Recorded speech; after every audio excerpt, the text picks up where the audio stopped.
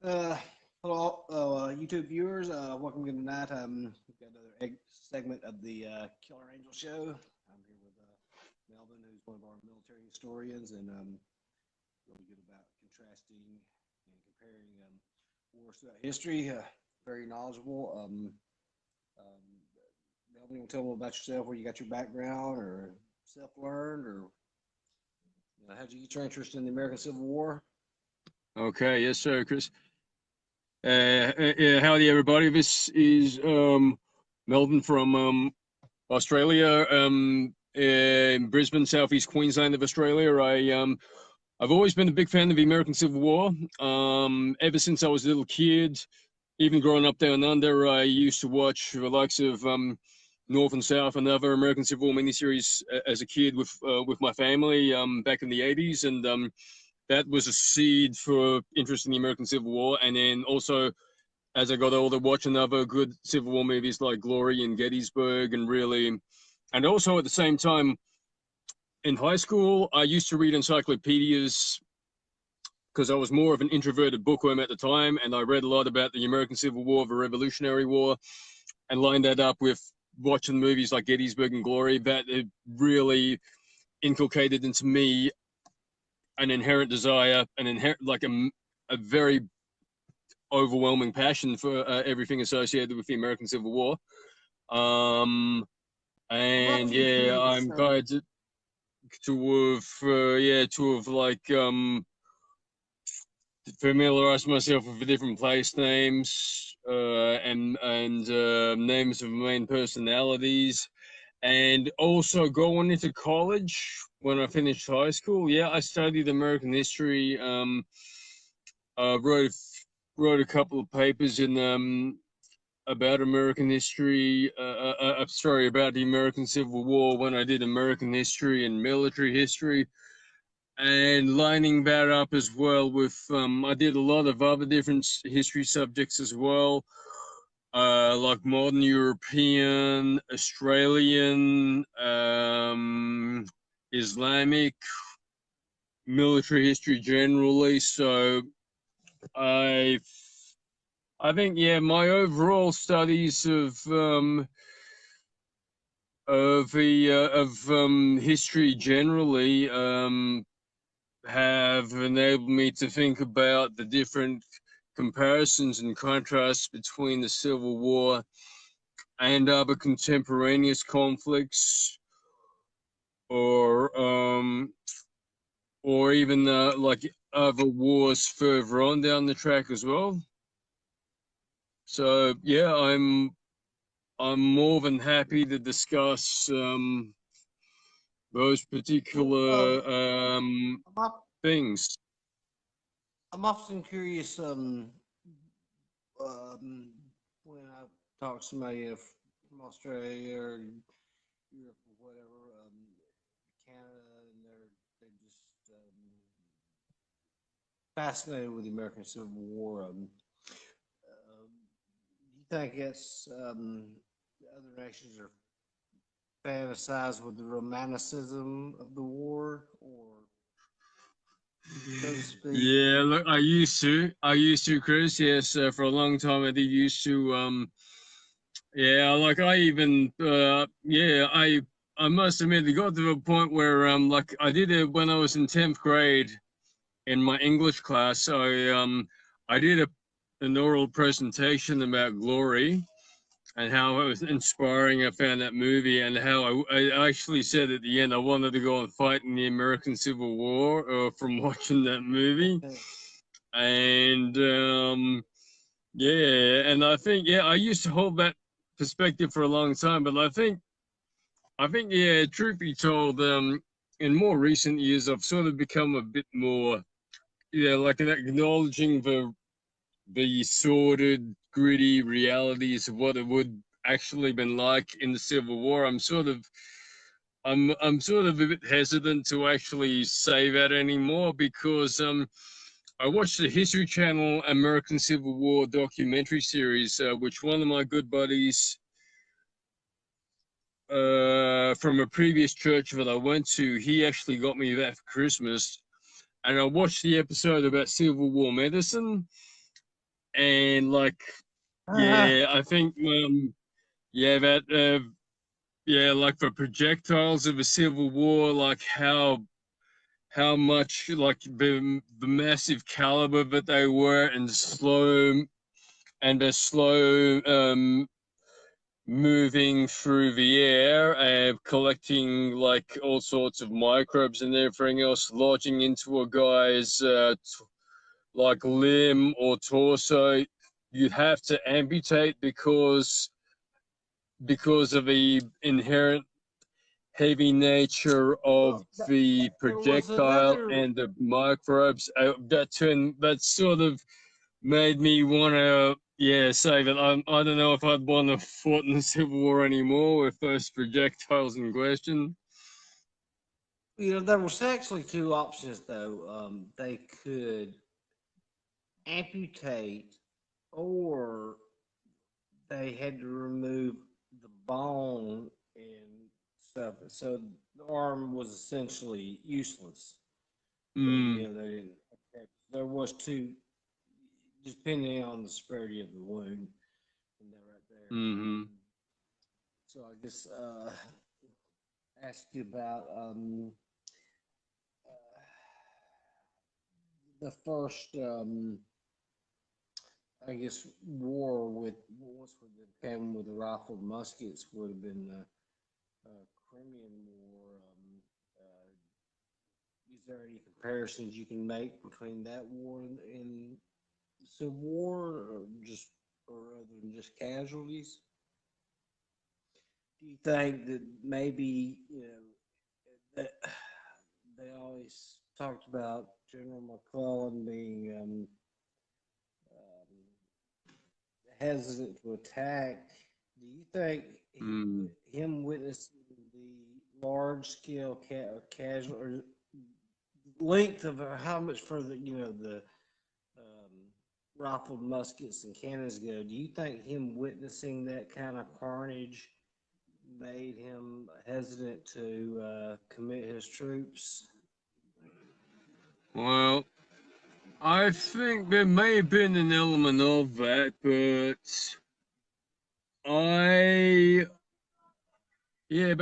I think, yeah, from what I've read recently as well, that apparently, with McClellan, his official reports back to Washington when he was an observer in the Crimea, were more so focused on the tactics that they were using at that time.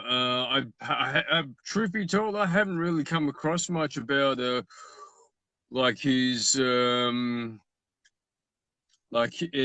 yeah, any reportage on his part about like the horrendous casualties or anything like that. It was more so, yeah, he seemed to be more concerned about like the nitty gritty of the tactics that all of the British and French and their allies were using against the Russians.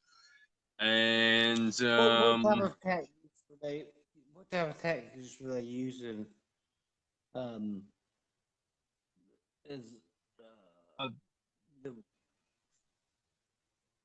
think they were basically the yeah, Napoleonic style frontal assaults preceded by artillery bombardment.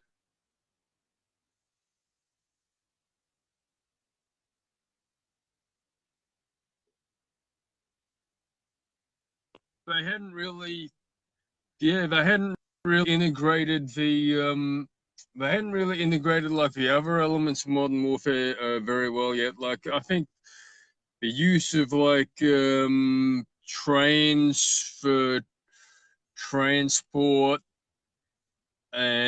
Yeah, because the U.S. Civil the War was and the first one to ever transport it.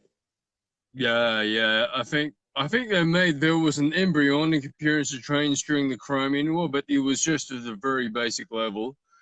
And Well, I know that the U.S. Civil War,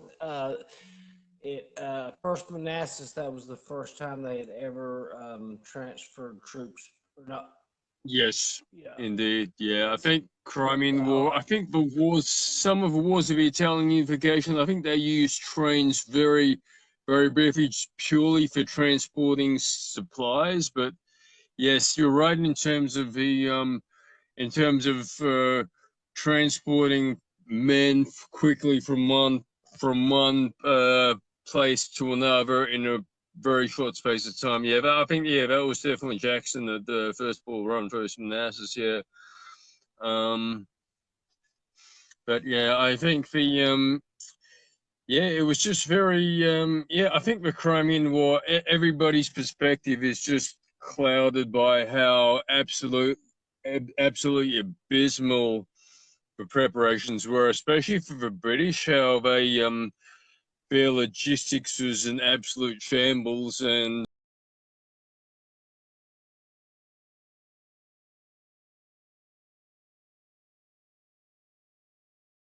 um, their men didn't have enough winter clothing. They didn't yeah, they didn't have enough of anything really. So they just basically froze and starved, and yeah, yeah, they were basically being used in a similar Napoleonic fashion. I think the French were a bit better off. The French were actually a bit like they had given more thought to their logistics and everything else, but yeah, the British definitely definitely a massive mess, yeah. And I think So, that's really what yeah oh, that's sorry. really what pervaded the entire Crimean War experience. Um, okay. So when we get into the war, is there any type of I've seen some of your posts about cavalry and stuff like that. Is there any comparisons you'd like to make? You know, you know, for the Civil War, or is cavalry something Yeah, interested I in think yeah talking with about? the in terms of cavalry in the Crimean War, I think the charge of a light brigade is what comes to everybody's mind, like the charge of a Right. 600 in the valley. And I think yeah, you can sort of draw parallels with like ambiguous, misinterpreted orders, which were what caused the charge of a light brigade, and there were similar, there were similar failed up cavalry engagements in the Civil War, like with the with Kill Cavalry and how he wasted two whole cavalry regiments at the Devil's Den over like completely unsuitable grounds, and Valverde in New Mexico as well with the Fifth Texas Cavalry Lancers, and how they were just shot to pieces by the Yankee Colorado Volunteers. And yeah, that was down to that was down to using cavalry in completely the wrong way in the face of modern rifled weaponry and artillery.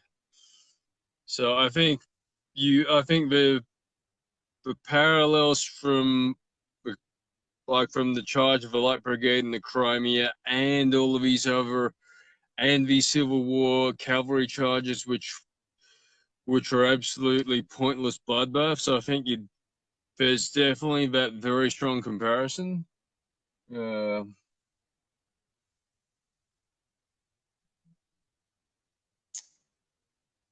Okay. That was that was a really good answer on that right there. cool. You know, I wondered. I mean, 'cause we soon change them. Why it took so long? Yeah, you're always prepared to fight the last war, but you Mm, know, I don't know. Until the Crimean War came on, how the military apparatus of all of them thought that the rifle musket would change things. I mean, I don't understand how it took so long for these commanders to realize this isn't going to work, and they went to trench warfare. And I got thinking about some modern wars. Is there like can you think of a modern war? Like weapons or We're tanks turning or trench warfare. yeah, that you could Mm, compare Civil War. Is there a war that you can think of like that? mm. In modern times, I think accounting for differences in modern technology and tactics and everything else, like and media as well. I think, yeah, there were some instances of trench warfare developing in places like in the Ukraine. I think there were some instances of like both sides digging in, and I know yeah, in also Iran they had some too. yeah, Iran, Iraq did, yeah. Also, yeah, I think even more recently, I think with the yeah, I think in Nagorno-Karabakh between Armenia and Azerbaijan, I think the Armenians were actually wanting to dig in, and fight it out trench warfare style, but they were a lot more. But the Azeris were far better equipped with more modern technology. So that's why in the recent Nagorno-Karabakh war, the Azeris were able to smash their way through the Armenian trench lines. And I think, yeah, look, another one which does come to mind as well in terms of a civil war has been in Bosnia back in the early 90s when you had, Oh yeah, okay, yeah. yeah, when I'm the looking here. Yeah, I saw that. yeah, Yeah. the Bosnian Serbs when they surrounded Sarajevo, besieged Sarajevo, and there was definitely a lot of trench warfare there. I mean, both sides dug trench lines, and yeah, the Bosnian Serbs they wanted to try to starve Sarajevo in submission, so yeah, put it under a big siege cordon, and yeah, and so yeah, and there was a bit of trench warfare involved there. Yeah. I really wasn't aware that there was trench warfare in that type of or in back when that battle was going on. Yeah, I really didn't. Or excuse me, when that war was going on. That's pretty interesting. Yeah, I think especially around Mount Igman. Mount Igman was a main mountain overlooking Sarajevo, and I think the Serbs held that for a long time before they were kicked off by the British and French UN Rapid Reaction Force, but in '95. But I think prior to that, they were like the Bosnian Serbs and the Bosniak government forces were facing off against each other, especially around that area. Yeah. So I think there was, but yeah, I don't think either side really tried to break the deadlock by doing stuff like like using mines like at the crater. That to my knowledge, that sort of thing didn't happen during the Bosnian War. Yeah. Yeah. Okay. Realize that either. What? Yeah, 'cause we've seen guerrilla warfares and stuff, in different, like Vietnam and just that name, one worse region. Had say the South in in of 1863, they realized that we're running out of men, and they decided to pull the Confederate capital or get them out of harm's way and take to the hills and just have a guerrilla warfare. As large of a landmass the Confederacy had, do you think that the Confederacy might could have won that war?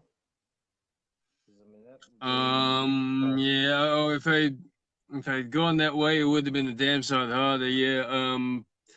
I think they could have well have tied down the Yankees enough for like international mediators to step in and to try to come to some sort of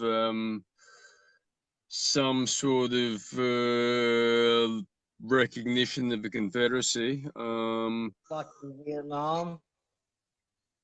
Yeah, I think yeah, could well have done. Yeah, I think the You're talking Confederacy about that. were yeah.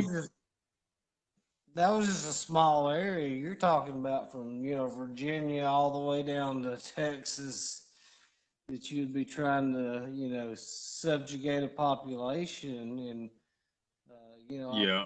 if they had said, hey, let's take to the hills. I mean, and that's a lot of area Yeah, to I think it cover. would have made the guerrilla warfare, which already was fought during the American Civil War, like in places like Missouri and certain parts of the Appalachians. I mean that would have been child's play, really, compared to like if it was on a larger scale.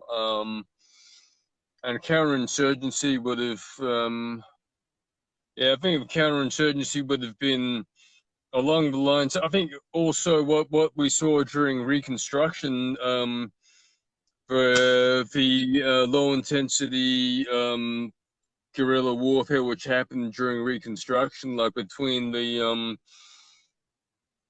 like the KKK and other white supremacists versus federal troops and Republican militias, that would have, I think, yeah, any like large scale guerrilla campaign during the American Civil War would have been that sort of Reconstruction era guerrilla warfare on steroids, really. Yeah, I mean, I can see where it goes to a.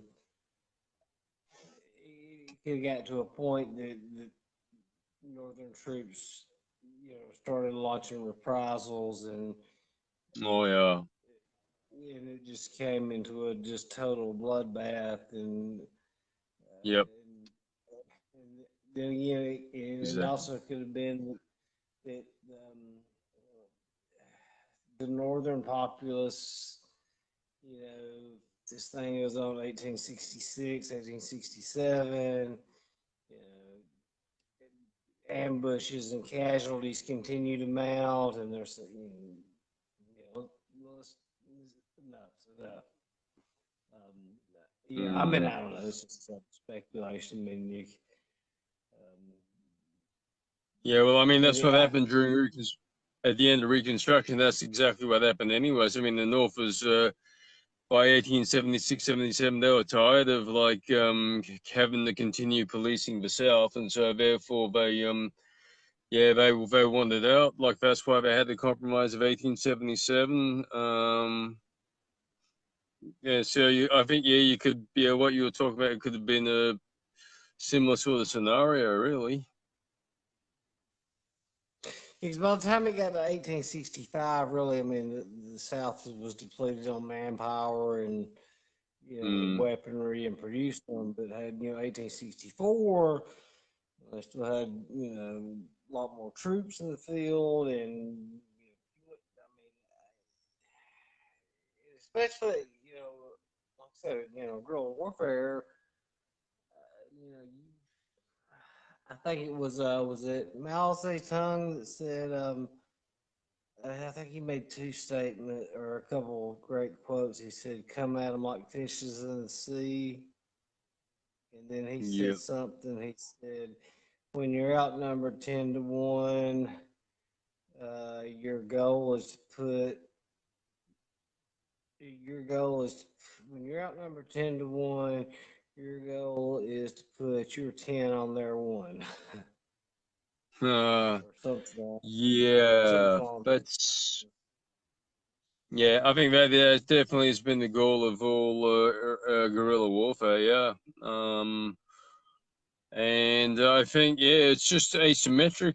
Yeah, I think the inherently asymmetric nature of guerrilla warfare is what gives for like the guerrilla.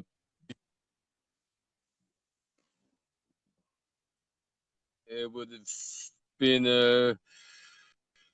yeah, if therefore it would have been damn sight harder for the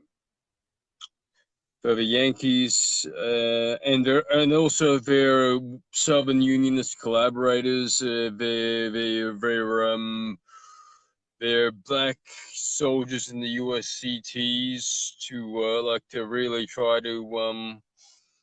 to really try to successfully suppress such a large scale insurgency in the Another South. thing I think too that would have hurt them is that uh, there you know there hadn't been a lot of partisan warfare. The United States soldiers definitely was not any use of or experience in that. I think there was a little bit in Mexican War, but not much. But I mean, not to have to fight a large scale insurgency, they weren't trained for that at West Point, as far as I know of. Uh, well, I mean, the ones that the insurgencies they did have to fight, like I think on during the Indian Wars, they were finding it a damn sight hard, like in the Seminole Wars, like fighting the Yeah, four Seminole Wars. Yeah, the U.S. Army never fully suppressed the Seminole in the Florida Everglades.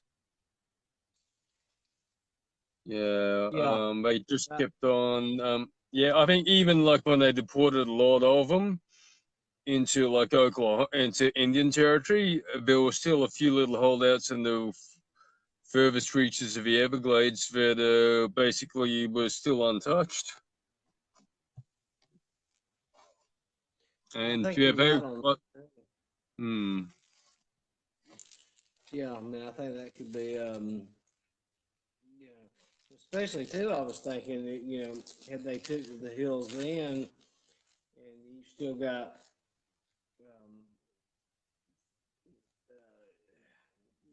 Forrest and Stewart and Quantrill, and of course he was out in Missouri, but Mosby, and you still got those cavalry units to take. I mean, you got you know almost like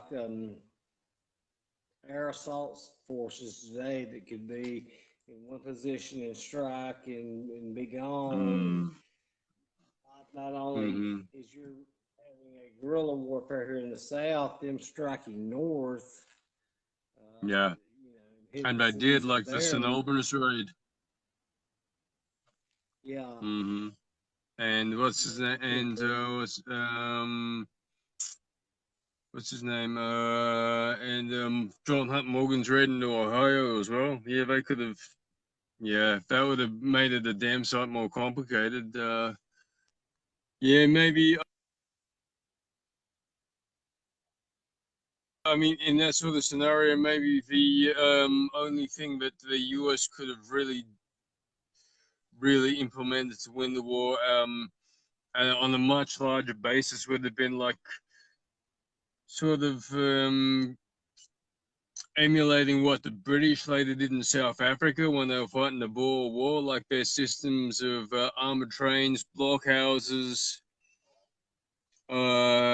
resettlement camps, to cut off the Boer commandos from their sources of supply, and then the scorched earth destroying all their farms and everything else. I think really only something of that sort of like extreme magnitude could the US have really completely suppressed any large scale Confederate insurgency, and that would have been prohibitive in the cost in every single possible way, like in terms of resources, political will as well. Yeah. Well, I think that especially if they yeah, had done that's anything. Uh,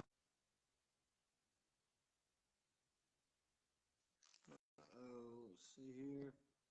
Lost you.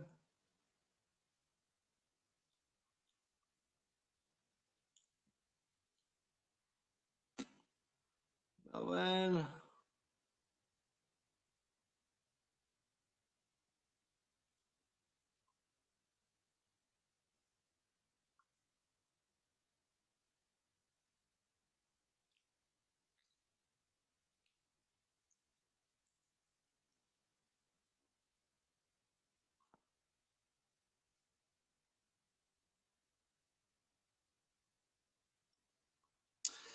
Melvin.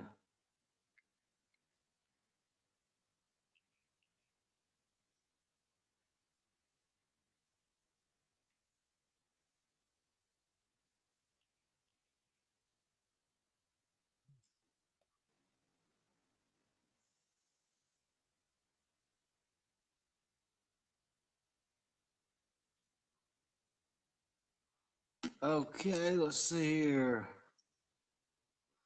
Hold up, Melvin. Melvin, come on back, buddy. Bring you on camera here. Melvin, request to join.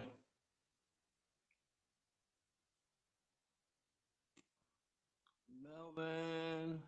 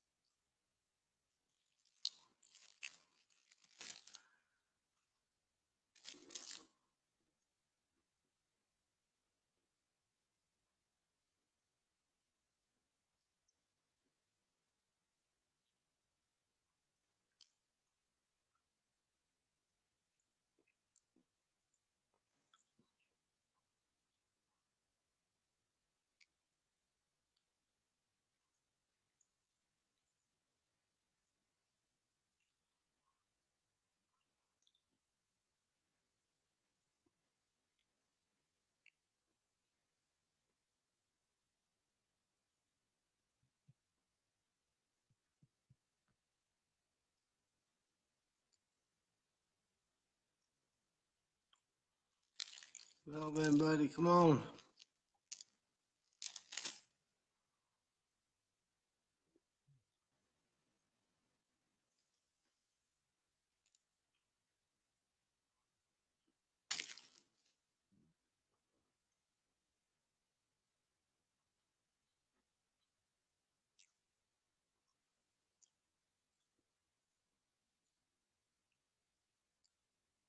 Um,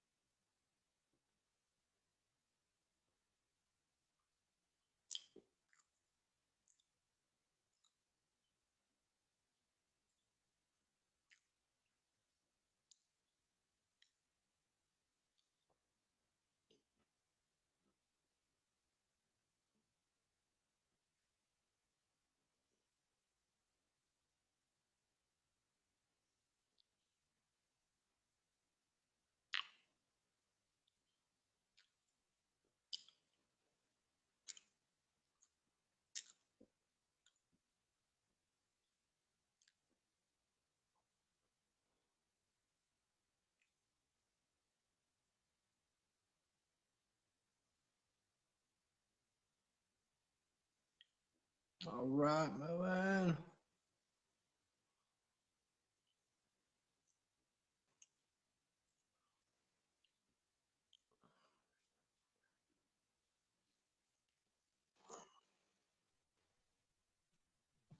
All right, all good. Hey, baby.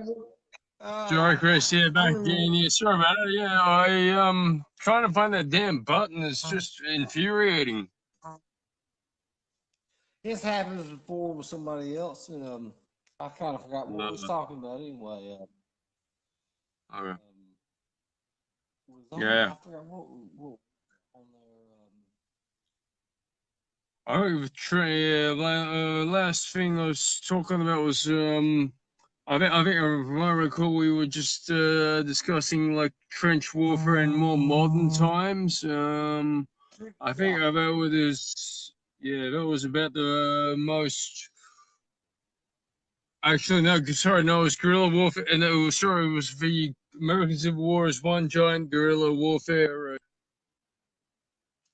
Yes, and what was taking place, and um, you know how long it lasted, and Yeah. they could have, and I mean it could have turned into a protracted thing. Mm. So I think like that's what somebody would say.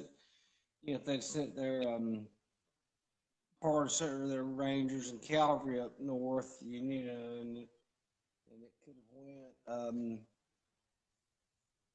I'm trying to think of something else. I mean, can you think of a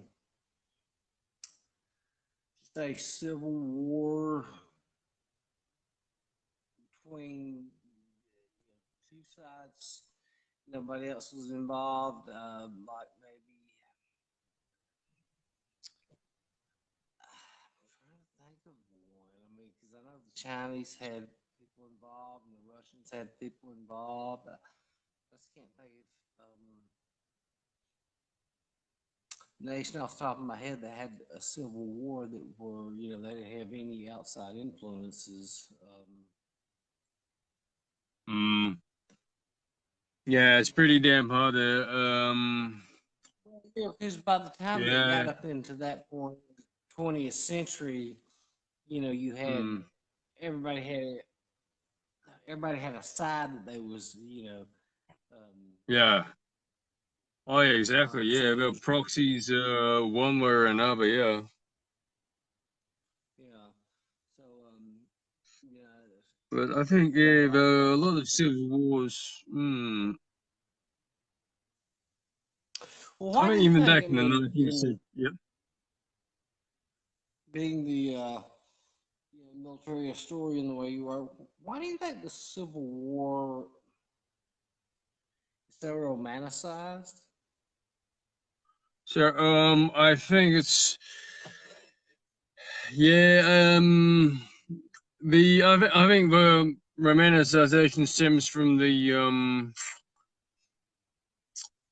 both sides wanting to present their own glorious um, version of events to justify why they had to fight such and kill each other in such a massive conflagration engulfing the entire nation.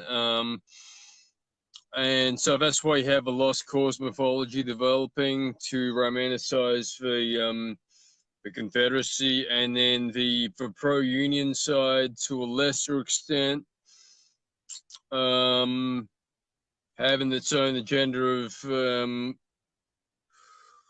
romanticizing the I don't know. need to restore the Well, union. I think they're uh the hardcore there. I think that their agenda is just as strong as what the lost cause agenda is. I very often call lost causers and just causers. And when I refer to that, you know, some of the Heck, I've been called a things that just happen. cause of myself, truth be told. Do it now. Yeah, I've been called a just causer myself. Some Yeah. lost causes have called me a just causers. Yeah.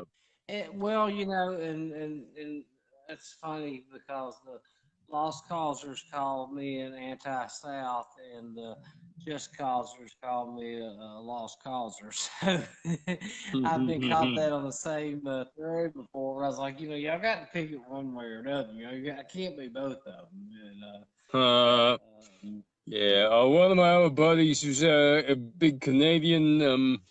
He's a Canadian fellow who lives in Sydney, actually, Sydney, New South Wales, Australia. He's a big Civil War buff as well, and he and I have had a few discussions, and I've caught up with him when I've been down in Sydney, and he classifies himself as an all-American, actually. Like, he reckons you need to have a look at it in a balanced way, both sides, both lost cause and and just cause as well, and just yeah, analyze relevant arguments on both sides, and just well, see the good and bad of each, and then and then recognize, there's some like I the had a bet you great need to be somewhere in the middle. I had a great interview with a DC Overy. He's a expert on the United States Color Troops, and Yes, I love that man. He's a good man. I love him dearly. did you see our interview?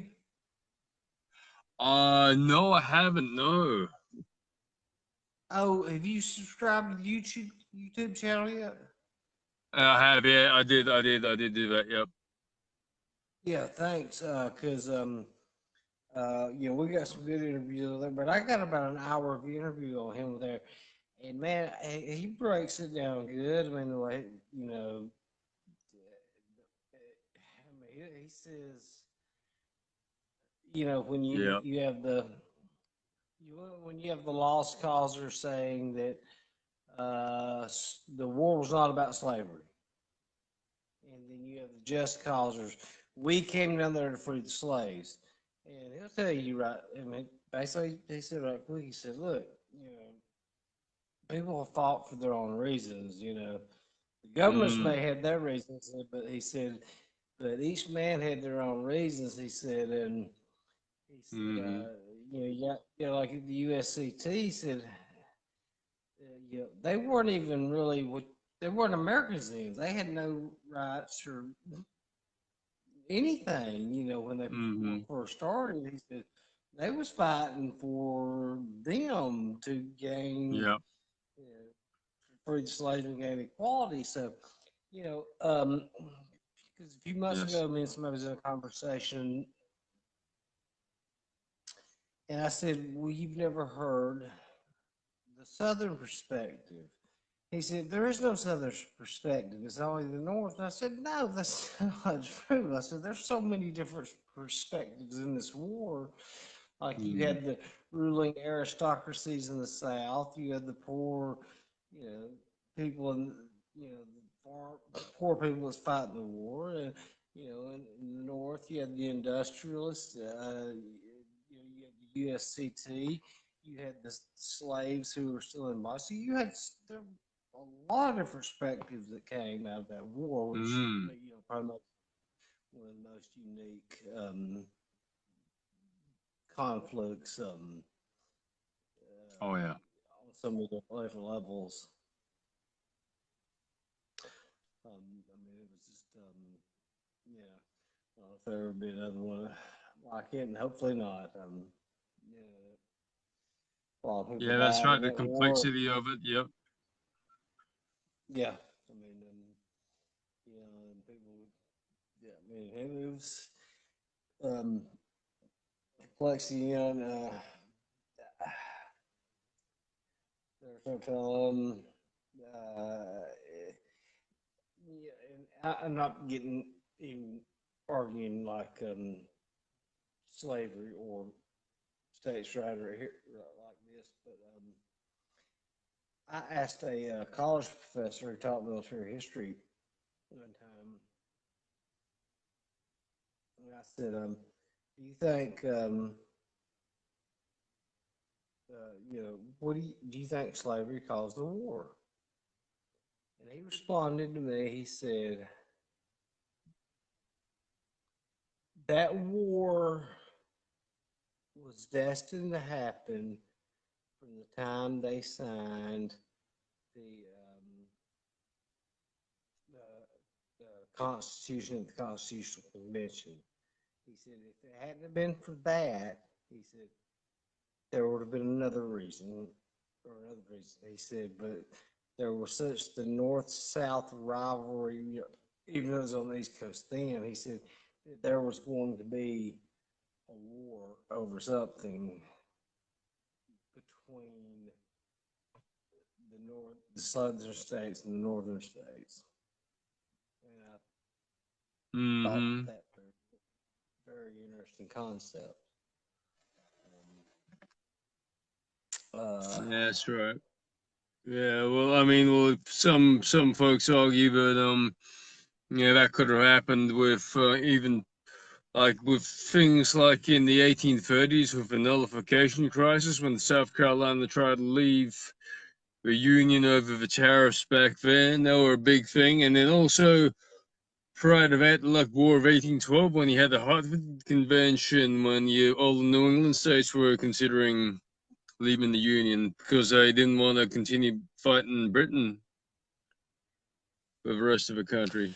well, that's true because you've had several occasions like that where almost had some states secede.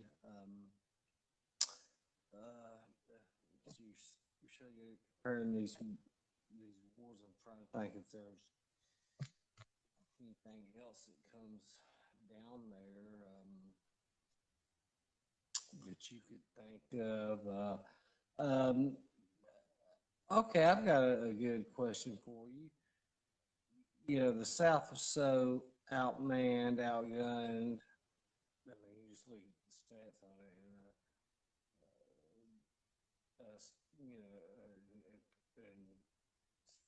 industrial production. And the North had such a stronger Navy. Can you think of a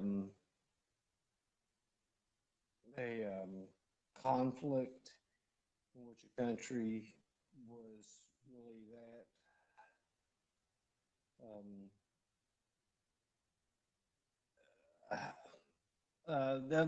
the other country had so many more resources that nation held on for so long? Oh yeah, definitely. Yeah, there have been plenty of instances like that. Chris, with I think one that comes to mind in similar contemporaneous period. As we mentioned the other night, was War of a Triple Alliance, Paraguay versus Argentina, Brazil, Uruguay, and they fought on. I mean, the Paraguayans were outnumbered, but they, at the start of the war, they were pretty much the most militarized country in Latin America, and yeah, they were able to give a good thrashing to everybody who came against them, and only because of the superior manpower and resources of the other South American countries were they eventually forced to. I mean, they were basically on a course of national suicide, courtesy of their wacko dictator called Francisco Solano Lopez, who insisted that all of his men just fight to the death for him, and yeah, they basically wiped out like literally half the male population of Paraguay for the next generation or so, and that was a lot of that was achieved through sheer suicidal willpower and coercion to fight for to fight to such a megalomaniac. So I think in that respect, yeah, that definitely is another example that comes to mind in terms of a smaller nation being able to keep on fighting on for a prolonged period of time against a larger nation or opposing coalition of nations. You do also a good job Yeah. about diplomatic um,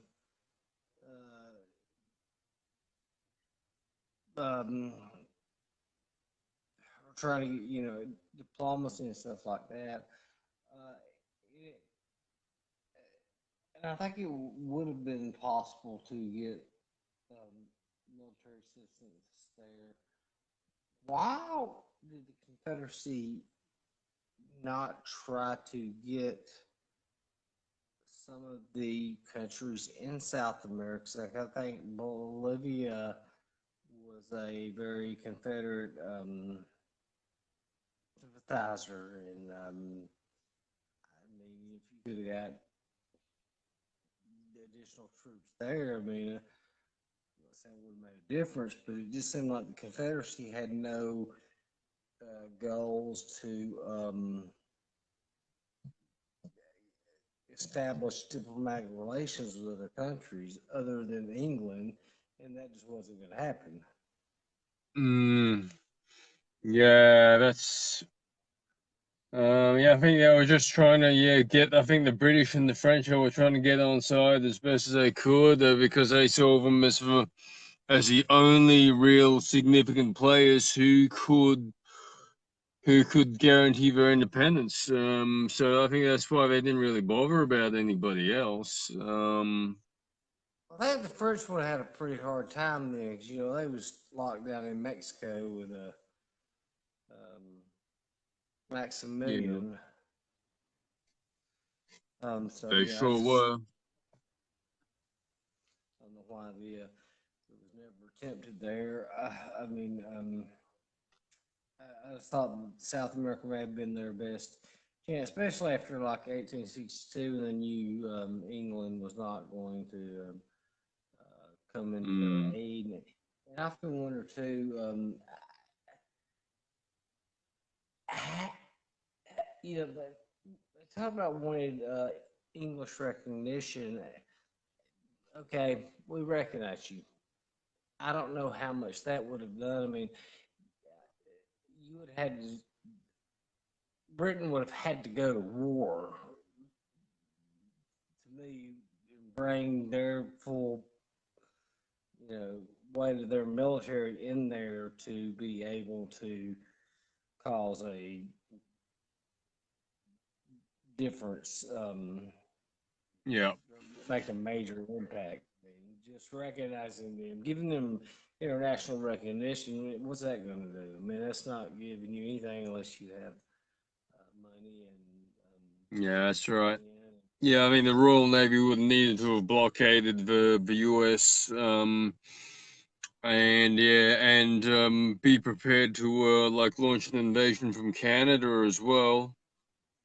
Well, Uh, and that's one of my stories that I'm going to work on next. You said you liked alternate history. I'll have to send you a link of when I first started Richard McGrath, and you can follow the forum and read it. But one of the other ones I've got is called The Resistance, and the other one was British Invasion. So I got to figure out which ones I'm going to do after that. But mm, on that. So yeah, I'm sorry. Go ahead.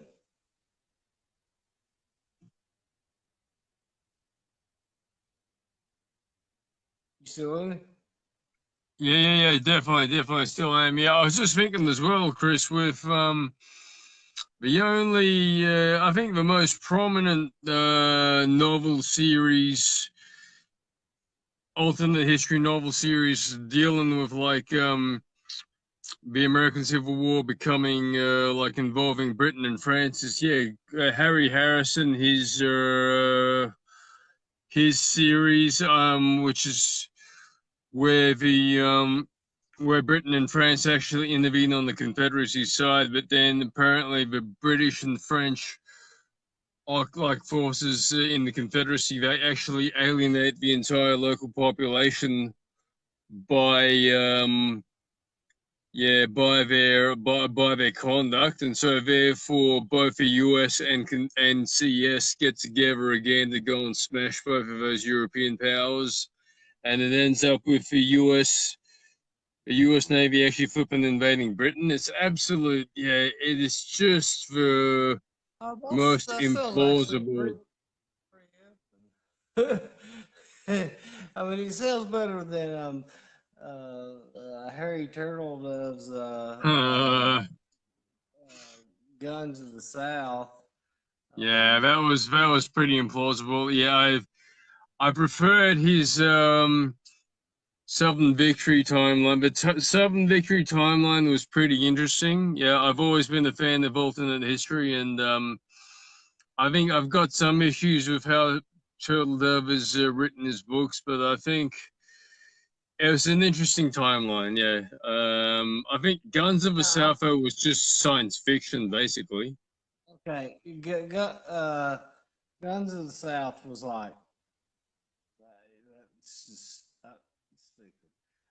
But the book that he had, I never read it, but I thought um, made a good point and got me thinking about it is had England came in and helped the South, then in World War One, you're going to have the Confederacy and England lined up together, and Yeah, you're gonna have Germany and the United States lined up together.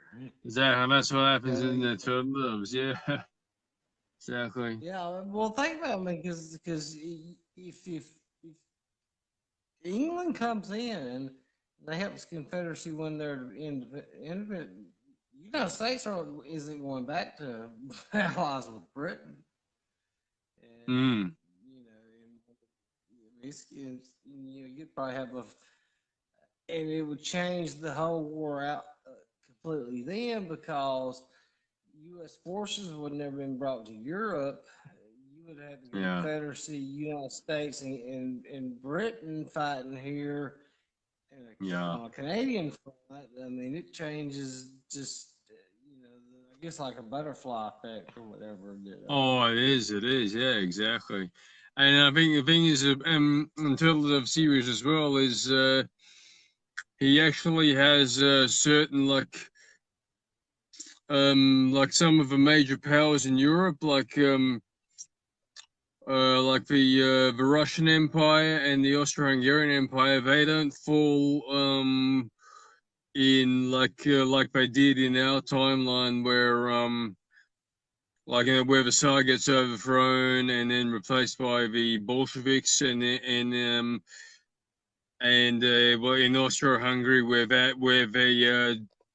dual monarchy just falls apart as well and becomes all the independent countries that in Eastern and Central Europe that we see today. But that both of those particular entities, like however anachronistic they may seem, like actually keep on lasting the distance into World War II, and then you also have a German Empire quite strong, and a strong U.S. ally, and yeah, and Einstein stays back in Germany because there's no Nazi party to compel him to flee for persecution. Okay. Yeah, so that's very yeah, all of those butterflies, yeah. Yeah, they're very yeah, it's interesting to see their effects. I'll send you. We got phone now. I'll see a link to the couple ones I was writing, and Okay. let's look at them. Actually, I'll see if there's one that Richmond read too. I'll get off here. I'll start editing this and posting it. Is there any other comparisons or anything you'd like to make or to this tonight? About civil, I think civil. I'm sorry. Is that just in terms of civil war and other wars generally, or? Yeah, I mean, you know, because you like your compare contrast thing, and I mean, who was you Mm, told me the other night your favorite battle, your favorite commander was Claiborne on the south, and yep. who did you say the other one And was? John A. Logan on the north. Yeah, I think Logan. Yeah, I think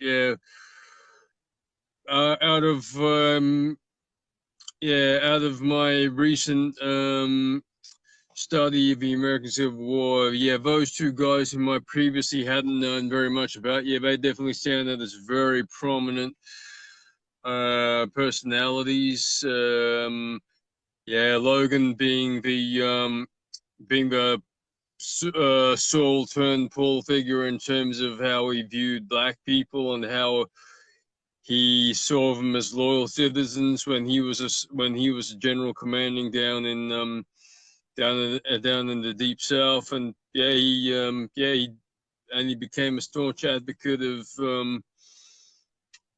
helping out black folks because they were so keen on helping out the Union cause. And Right.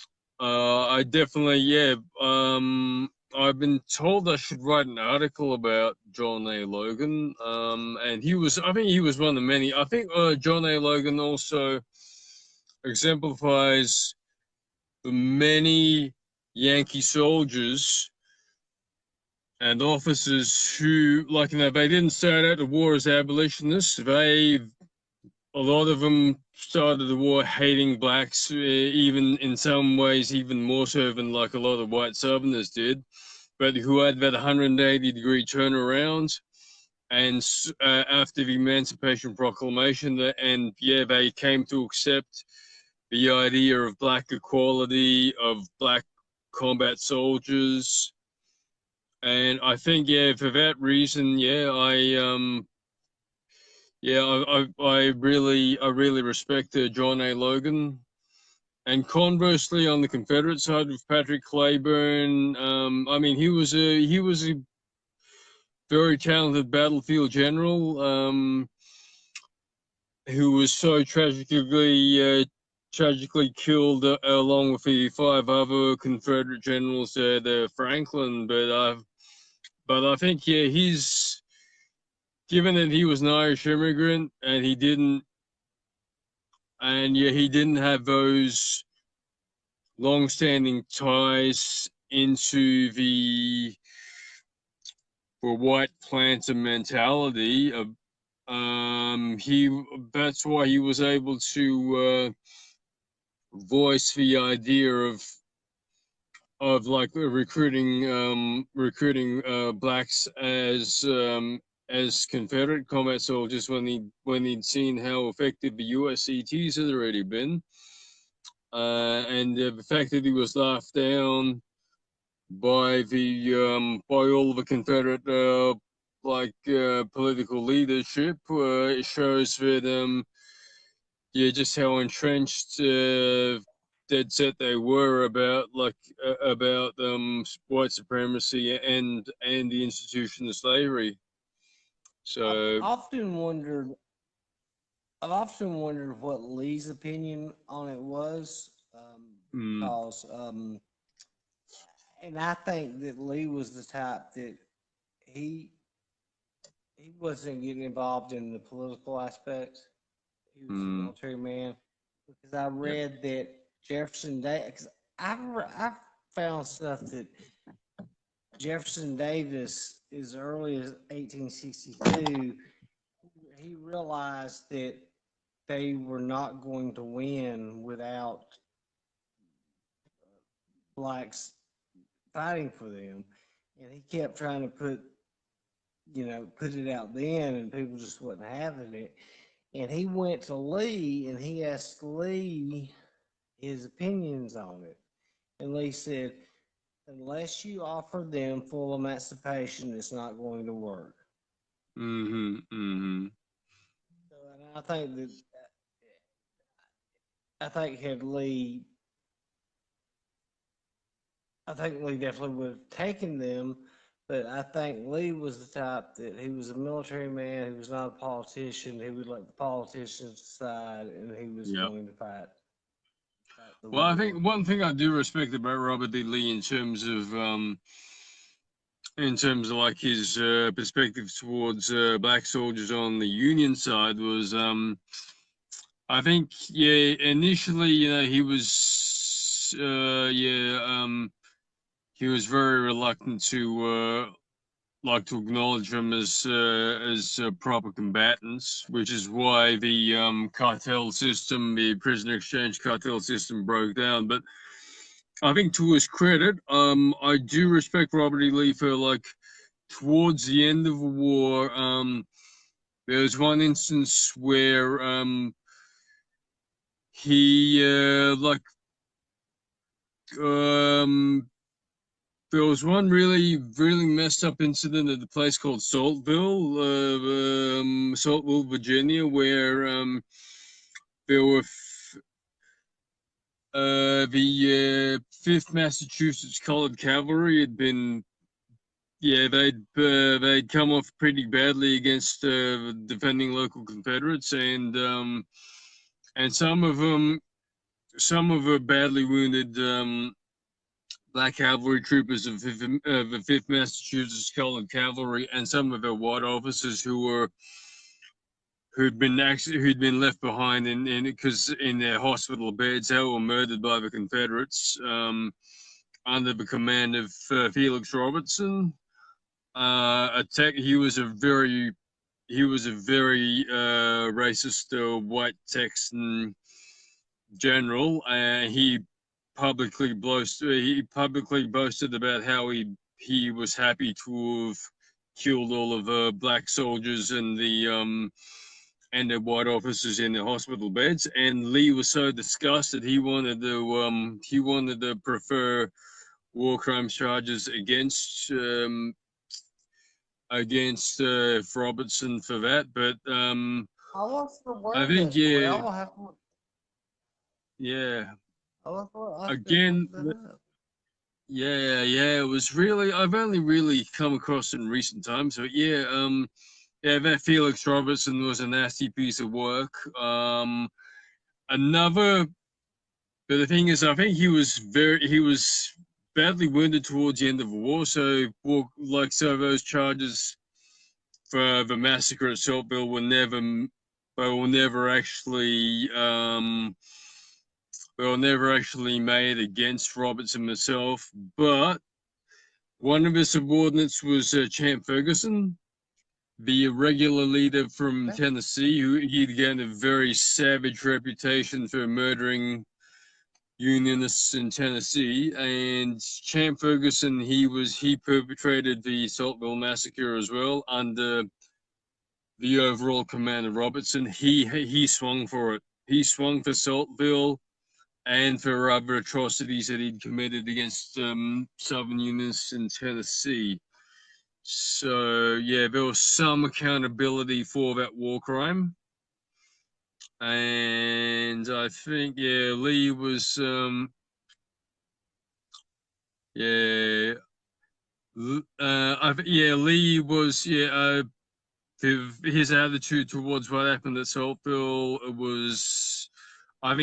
was commendable on his part. And I think towards the end he was actually wanting to treat captured black soldiers as proper POWs instead of having them like shipped back off to slavery or just murdered on the spot.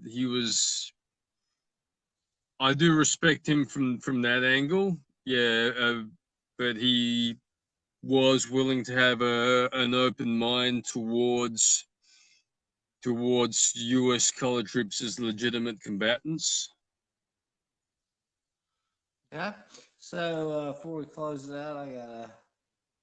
Unless there was something else you wanted to add, because I was going to ask you a few questions. Um, uh, so from a lot of my friends that I know from especially for British heritage, England and Australia and Canada.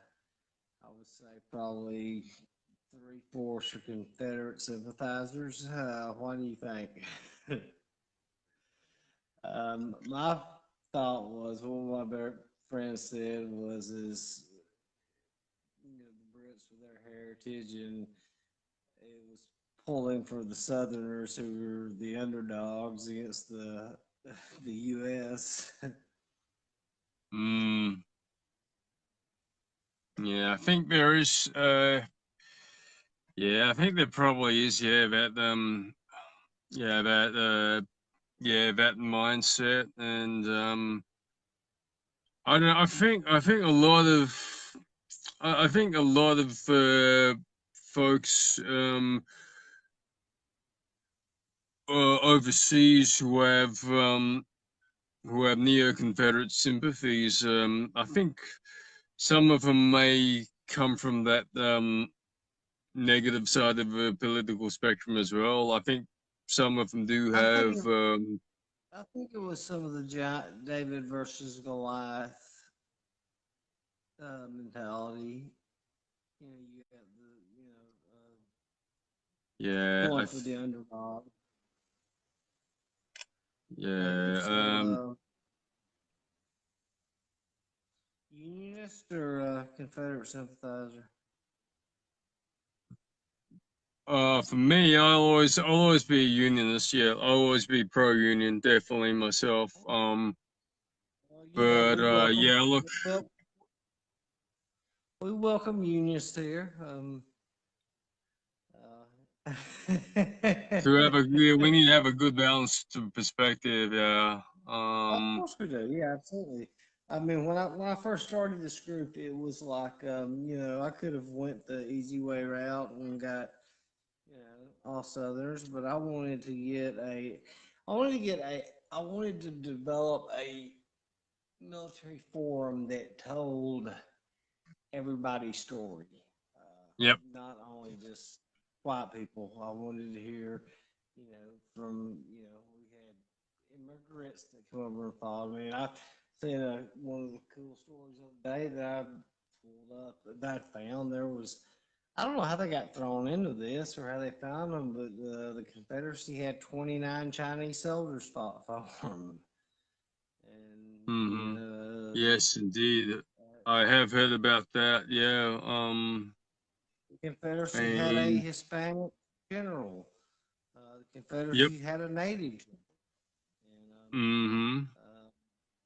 so I wanted to get, we had a lot of females in there. I mean, uh, Germans and, Irish and a lot of Latinos. And I just, wanted to get everybody's story. So, we Yeah. could all hear it instead of just hearing about, you know, Yeah, and the Yankee ranks are just as so what? diverse as well, like all the immigrants they had, and yeah, they had a few Asian Americans from different backgrounds. I only found it relatively recently as well, or even like in the U.S. color troops, they would have had like Chinese Americans and Pacific Islanders from Hawaii. That Yeah. DC was telling me about that. He told me Mm, about that there was a lot more nationalities besides just in the color yeah, troops. He said China, Hawaii, stuff like that. exactly. Yeah, yeah. Yeah, that's right. I think the Great. diversity of the entire experience on both sides, I think it's something to, I think it's definitely something that needs to be acknowledged and valued and disseminated far more. I think, yeah, we need that. Yeah, I definitely applaud you for wanting to have all of the stories told. Yeah, that's the way it should be. That's the way history should be, include instead of being some sort of exclusive little myth making. Yeah, no. I mean, like I said, it's not nothing against my white friends or anything like that. But I mean, there's a lot more stories than just a bunch of white guys out there fighting. You had a lot more, Exactly. Yeah. I mean, one of the things that I love is, you had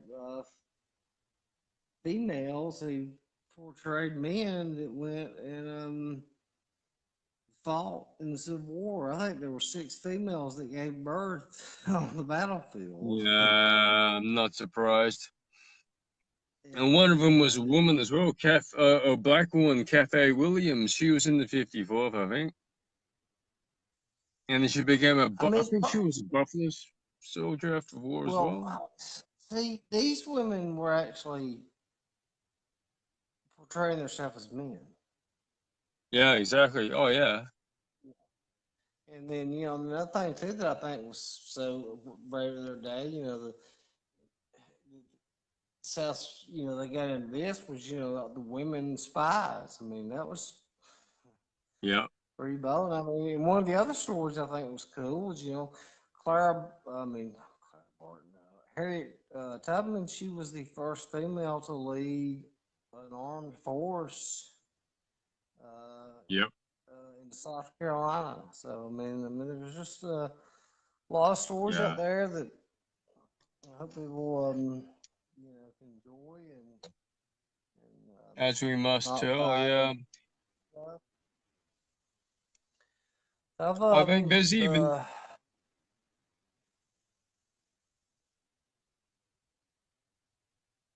I'm sorry now. yeah, I was just about to say, there's even a book here in written here in Australia a few years ago about about like this. It was called Australian Confederates. I think there were about 50 um 50 like white settlers from different one of from one of the I think it was from the Victoria colony of Australia before Australia all got federated into one country. I think they 50 Victorians from like they actually had Confederate sympathies. They jumped aboard on the CSS Shenandoah, I think, when she was on doing her cruise around the Pacific, and they wanted to go. Yeah, they wanted to jump on the Shenandoah so as they could go back to the yeah, back to like North America with the Shenandoah cruise so as to go and sign up to fight for the Confederacy. And I've read a bit of that book. Yeah, it's pretty interesting. Yeah, because I think yeah that was the widespread impact that the Civil War had on people all over the place.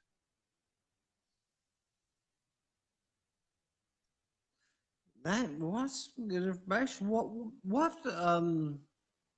Maybe do another interview one night and we can go over some stuff like this again. Okay, So, cool. what we're talking about, about the people out there, make that a second subject, and talk about the different minorities and stuff that was in the war. If you'd be interested in that. Oh, very much so. Yeah, yeah, definitely, definitely. Indeed, indeed, Chris. Yeah. Oh man. Yeah, I think it's been a really good discussion tonight. I appreciate you coming on here, doing those comparisons. You used some great, you analogies right there. Uh, Yep, it has been I think you fun. made, It's definitely been a lot of fun doing that. Yep. yeah. Yeah, I think members really enjoy this, and I'm going to start editing it, and hopefully have it Okay. up here for a while. And you said you already subscribed to the YouTube channel. I have, yeah, I have subscribed to it. Yeah. Okay, great. So, and what I'll do is, I'll get this on the Killer Angels, and I'll get it on the YouTube channel too, and All right. we'll do this again soon. I'll get it edited, and thanks, man. I appreciate the interview tonight. No worries at all. Yeah, my pleasure. My absolute pleasure, Chris. Yeah, ain't nothing to it. Yeah, very glad to be able to discuss things of mutual interest. What I'm Definitely. wanting to do is if I can get it set up one night and get everybody's schedule right, I'd like to do kind of a roundtable discussion and bring you in on Mm, that. that'd be Like interesting. Yeah. yeah, Hmm. what I would do is I would set up a private room and well we go live right here and about the 4 or 5 people or something, and then we'd be right there, 4 people, and then you moderator, I'd Hmm. be the moderator. And what I was saying about that Yep. is Okay. we'll just think about that later. But anyway, buddy, I get this done. I appreciate it, Melvin, and that's great conversation. Likewise, Chris. Yeah, thank you for yeah, thank you for persisting. Yeah, in the midst of all of these little technical glitches. Yeah, it was definitely was a fun conversation indeed, and I'm glad to have contributed in my own small way. Thank you, sir. Uh, thank you as well, Chris. Bless you. Good night. I got to catch up next time. Yeah.